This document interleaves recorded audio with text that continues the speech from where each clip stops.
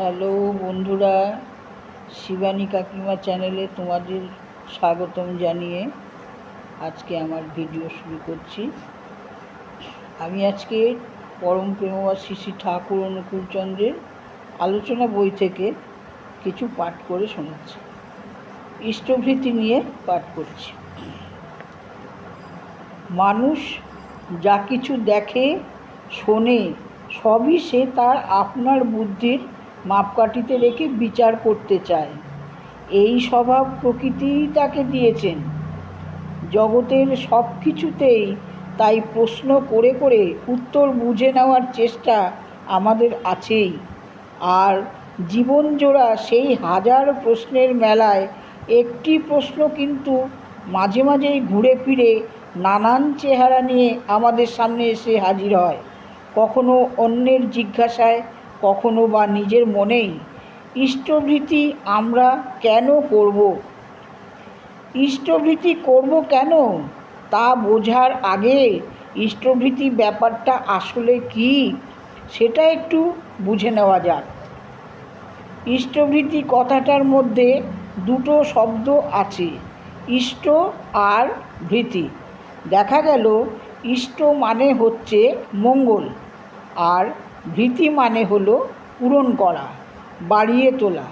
তাহলে যা আমাদের জীবনে মঙ্গলকে বাড়িয়ে তোলে ইষ্টভৃতি তাই।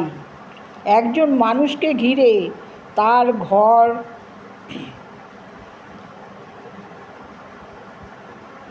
আর মানুষ তো কখনো একা একা বাঁচতে পারে না।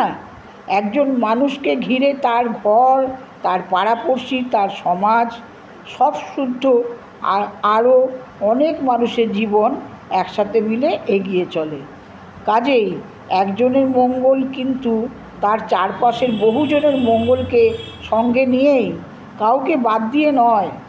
তাই ইষ্টভৃতি হলো সেই কর্ম যা আমাকে এমনতর মঙ্গলের পথে নিয়ে চলে, যে মঙ্গল আমার নিজের সাথে সাথে অন্যদের জীবনকেও একইভাবে জুড়ে রাখে, ভরিয়ে তোলে।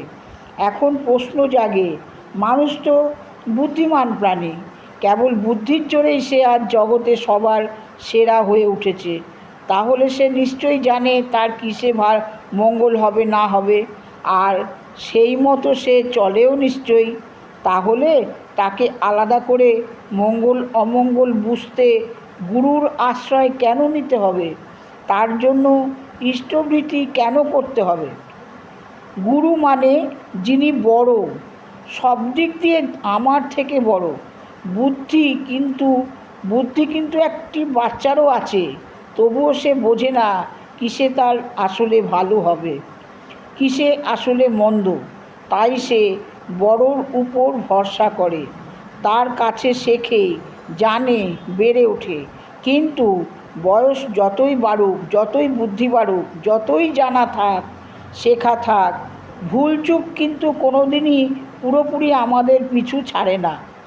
তাই তো বড় বয়সে এসেও আমাদের কত ভুল হয়, কত ভুগতে হয়। এতেই বোঝা যায় যে বুদ্ধির দৌড় আমাদের কোনোদিনই এত দূর হবে না যে আমার জীবনে বড় কাউকে আর থাকতেই লাগবে না। গুরুর প্রয়োজন তাই আছেই। আবার বাচ্চা যেমন ভুল করে, যত সমস্যাতেই পড়ুক, যতক্ষণ তার মনে এইটা থাকে যে আমার মাথার উপরে একজন সবসময় আছেন, যিনি কখনো আমাকে ছেড়ে যাবেন না, ততক্ষণ হাজার সমস্যার মাঝেও কিন্তু মনটা তার নিশ্চিন্তই থাকে। ভয় তাকে কাবু করতে পারে না। চলতে গিয়ে পড়ে গিয়েও সাহস নিয়ে, আশা নিয়ে সে আবার উঠে দাঁড়ায়, আবার এগিয়ে চলে। ঠিক তেমনই জীবনভর গুরু সবসময় আমাদের সঙ্গে আছেন। এইটা মনে জানলে একটা মানুষ তার জীবনের সব ওঠাপড়ার মধ্যেও মনে মনে নিশ্চিন্ত নির্ভয় থাকতে পারে। ঠিক ভুল শেখার ধারাটি তার সহজ হয়ে এগিয়ে চলে। সত্যিকার বুদ্ধিমান যে, সে তাই গুরুর আশ্রয় খুঁজে নেয়। আজ এইটুকু থাক, অনেক বড়। বন্দে পুরুষোত্তমম বন্দে পুরুষোত্তম, বন্দে পুরুষোত্তম।